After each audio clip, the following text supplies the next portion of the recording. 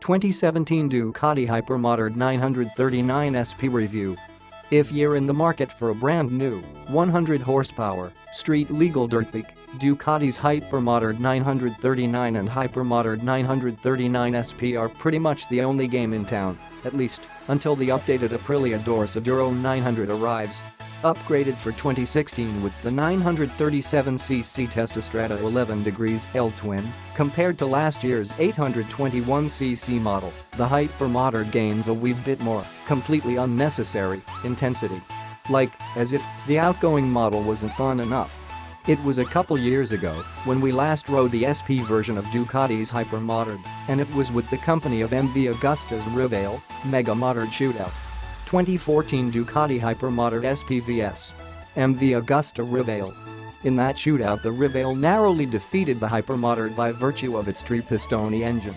A skilled rider can keep up with his buddy in the tight stuff if you're on the Hyper and he on the Rival, but once the MV has a chance to stretch its legs, it's gone, said Troy Siatin in that shootout. So, maybe it's a good thing Ducati blessed the Hypermodern with a newer, greater capacity engine. Without an MV Agusta measuring stick for this review, we're left grading the Hypermodern 939 SP on its own merits, which are exceptional for the rider willing to commit to a motorcycle that only does one thing well: have fun. Commitment is also very appropriate wording for the Hyper SP. The new engine upgrade costing an additional $600 more than the 2015 SP model. That's not a terribly huge MSRP bump, but it moves the Hyper SP closer to $16K, and that seems like a lot of moolah for a glorified dirt bike. Yes, there is a performance increase, but there's also a weight gain, see dyno chart below. What that $600 also buys you is a Hyper SP outfitted with an Öhlins fork in place of the Marzocchi unit on the 2014 model. Seat height has been reduced from 35 inches to 34.2 inches, which may be worth a couple $100 alone for vertically challenged folks who shied away from the 2014 Hypermodern due to height concerns. Otherwise, the two models are nearly identical. The new Hyper SP enjoys a 0.3-inch shorter wheelbase, which theoretically should quicken its canyon road pace, but considering the advantages of a more powerful engine, coupled with the disadvantages of increased curb weight, it's impossible to tell what real-world benefits or handicaps the 939 SP owns without a back-to-back comparison. What we do know is the Ducati Hypermodern remains the bike of choice for riders looking for nothing but a good time. For the common street bike rider, the long travel suspension, 7.3 inches front, 6.9 inches rear, of the Hypermodern is going to feel foreign at first. After only a few miles, it becomes apparent that wheelie landings, which happen often, are softened, and an aspect I really enjoy, an extra amount of suspension travel is still available when entering a corner hard on the brakes. Happen across an unforeseen pothole, and there's always enough fork travel to absorb the road encumbrance, whereas street-specific sport bikes and their ilk will have used up most all of their travel with nothing more to give but a harsh bottoming out when stumbling across such a hazard. Also unfamiliar to the average street rider will be the Hyper's seating position, which is very upright and dirtable, with a very narrow seat and seat tank juncture, yet still comfortable. Together with the wide handlebars, the Hypermodern is fun to flick around in town or in the country, possibly even up a dirt road or down a flight of stairs.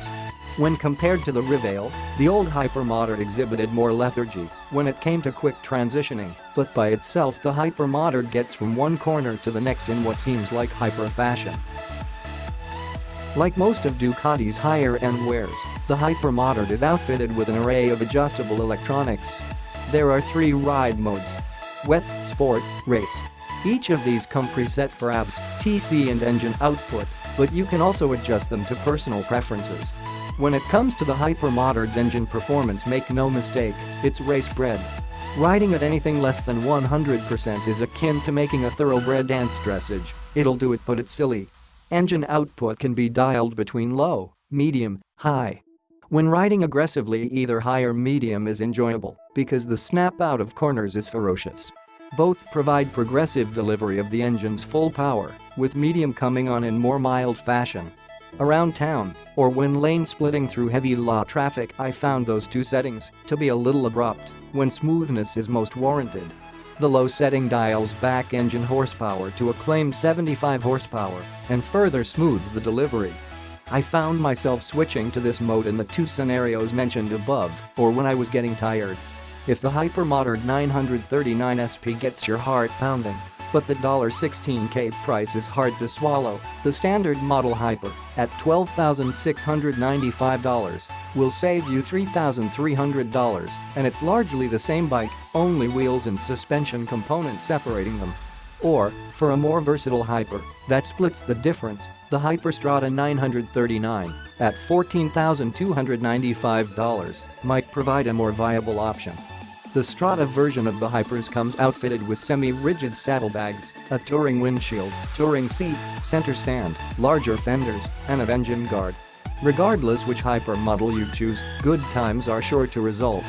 There just aren't many other motorcycles like it, and the fun factor for any of the three is off the charts. And while we can't say the new 937cc engine is hugely beneficial over last year's 821, a few more ponies and foot-pounds never hurt. For more information check out Ducati.com.